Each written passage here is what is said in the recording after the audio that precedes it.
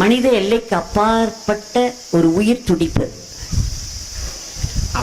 எது எனக்கு கம்ப்ளீட்டாக மறந்துட்டே கொஞ்ச நேரம் எனக்கு அந்த பிரஜையே இருந்ததா, மூர்ச்சியான எனக்கு அதெல்லாம் ஒன்றுமே ஞாபகம் இல்லை. திரும்ப ஒரு ஃபியூ செகண்ட்ஸில் பார்த்தா அவர் உட்கார்ந்துருக்க. அப்புறம் நான் தேவகி, ஏன்னா இந்த உடம்போடு இருக்கேன் அப்படிங்கிறது, இந்த பாடி கான்ஷியஸ்னஸ் ரிட்டர்ன்டு டு மீ. அவர் எழுத்தாப்பில் நமக்கு தெரிஞ்ச இந்த ஃபெமிலியர் ஃபார்மில் உட்கார்ந்துருக்க.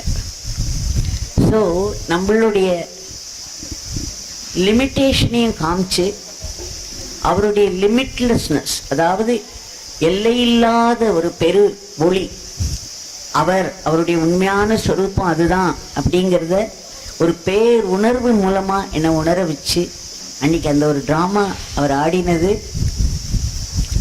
எல்லாருக்கும் ஒரு ரெவல்யூஷன். அவருடைய உண்மை